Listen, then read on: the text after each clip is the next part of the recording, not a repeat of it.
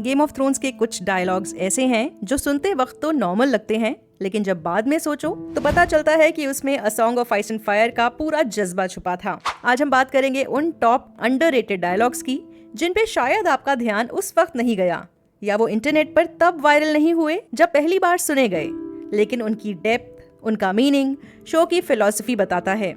हम सबको इग्रिट का जॉन स्नो को कहना "यू नो नथिंग" याद है, पर कुछ ऐसी सटल लाइंस हैं जो इतनी ही इम्पैक्टफुल हैं, बस उन पे स्पॉटलाइट नहीं आई। सो इस वीडियो में हम वो हीरे मोती ढूंढेंगे जो शायद पहले मिस हो गए। Men die, women die, but dragons are forever. क्वेत, नकाबपोश औरत। मतलब आदमी मरते हैं, औरतें मरती हैं, लेकिन ड्रैगन्स हमेशा के लिए हैं। क्वेत की कही ये लाइन हिंट करती है कि डेनेरियस जिंदा रहे या ना रहे, ड्रैगन्स और उनकी लेगेसी दुनिया को हमेशा इन्फ्लुएंस करेगी।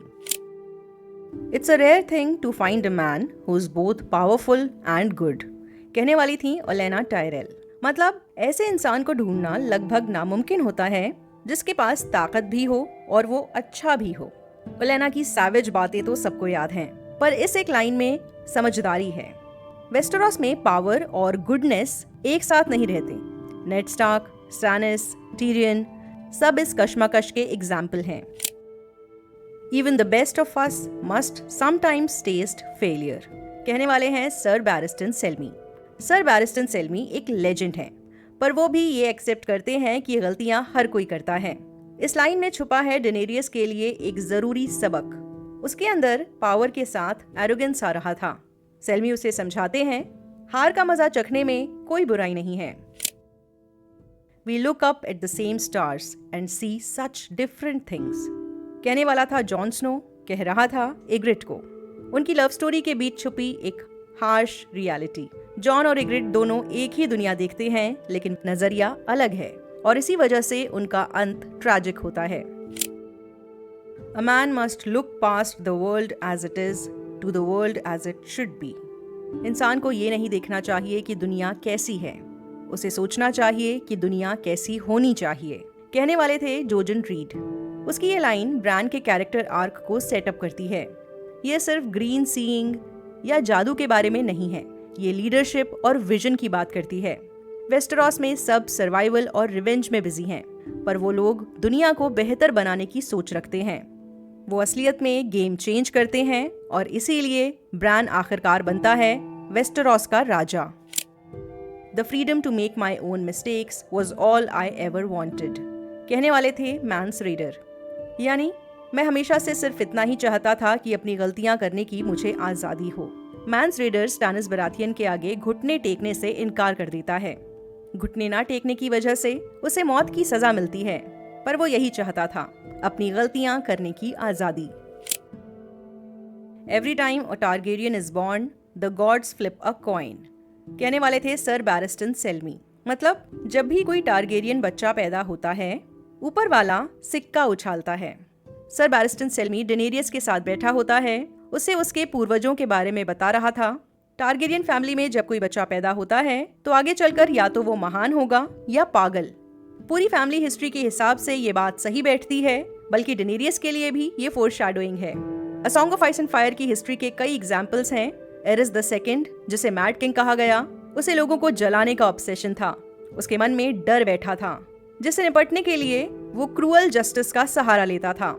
सो ये सिक्के का मैडनेस वाला पहलू दिखाता है। उसका बेटा रेगार टारगेरियन, इंटेलिजेंट, चार्मिंग, आइडियलिस्टिक। लोग कहते हैं वो कॉइन का ग्रेटनेस वाला साइड दिखाता है। डेनेरियस टारगेरियन, लंबे वक्त तक उसने ग्रेटनेस को ही रिप्रेजेंट किया। हालांकि जब उसका डाउनफॉल आया, उससे ठीक पहले उसकी वायलेंट साइड रिवील हुई, बिल्कुल मैड किंग की तरह।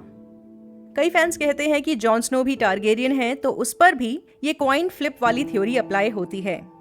जॉन स्नो का काम और स्टेबल नेचर दिखाता है कि वो कॉइन का महानता वाला हिस्सा रिफ्लेक्ट करता है। Sometimes duty is the death of love, कहने वाले थे मेस्टर एमन। ये लाइन जॉन स्नो के पूरे नाइट्स वॉच और डेनेरियस के रिलेशन वाले आर्क के लिए फोरशैडोइंग है। मिस्टर एमन अपने पास्ट और जॉन के फ्यूचर दोनों के लिए हिंट देते हैं।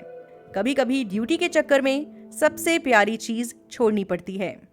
जॉन ने हमेशा ही ड्यूटी को चुना और बदले में उसकी मोहब्बत की मौत हुई, जैसे पहले इग्रिट और बाद में Daenerys. There is only one god and his name is death, कहने वाले थे सीरियो फोरेल। सिर्फ एक ही ईश्वर है और उसका नाम है मौत। Season 1 episode 6। सीरियो की ट्रेनिंग आर्या के कैरेक्टर फाउंडेशन की बुनियाद है और ये लाइन उस फिलॉसफी को बताती है। आर्या का पूरा assassin arc, faceless main, night king killing सब इस एक डायलॉग पर टिकता है। आर्या ने वेस्टेरोस के 7 गॉड्स में से स्ट्रेंजर को चुना। फेसलेस मेन इसी ईश्वर को पूजते थे। उसने दूसरों को मारने की, असैसिन बनने की ट्रेनिंग ली और आखिरकार बियॉन्ड द वॉल से आई मौत की परछाई को खुद मौत बनकर मार डाला। उसने साबित किया कि नाइट किंग कोई शैतान या भगवान नहीं है, क्योंकि असली भगवान सिर्फ मौत है। गेम ऑफ थ्रोन्स के ये डायलॉग्स शायद उतने वायरल नहीं हुए, पर इनमें हिडन फिलॉसफी और कैरेक्टर डेवलपमेंट छुपा है। अगर आपको भी ऐसे अंडररेटेड जेम्स याद हैं तो कमेंट्स में जरूर बताइए। इस वीडियो को लाइक करिए, अपने दोस्तों के साथ शेयर करिए। अगर आप चाहते हैं कि मैं गेम ऑफ थ्रोन्स से रिलेटेड या किसी और टॉपिक से रिलेटेड कोई वीडियो बनाऊं तो मुझे जरूर बताइए। बाकी इस चैनल को सपोर्ट करने के लिए डिस्क्रिप्शन में दिए गए Amazon लिंक का इस्तेमाल करिए जब भी ऑनलाइन शॉपिंग करें। बाकी होम पेज पर जाकर ज्वाइन बटन दबाकर वॉचरोज के मेंबर भी बन सकते हैं। जरूरी नहीं है, बस बता रही हूँ। वॉचरोज को सपोर्ट करने के लिए आप डिस्क्रिप्शन में दिए गए लिंक को यूज करें। आप जब भी ऑनलाइन शॉपिंग करें मेरे दिए गए लिंक के जरिए शॉपिंग साइट पर जाएं। आपको ज्यादा कुछ नहीं करना, बस Amazon की वेबसाइट या ऐप को डायरेक्टली ना खोलें, मेरे दिए गए लिंक के जरिए ओपन करें। इस लिंक के थ्रू आप जब भी शॉपिंग करेंगे तो उससे मुझे कमीशन मिलेगा। आपके सपोर्ट से मैं अपने चैनल के लिए फुल टाइम काम कर सकूंगी और दूसरा काम नहीं करना पड़ेगा, जिसका मतलब ये हुआ ज्यादा वीडियोस।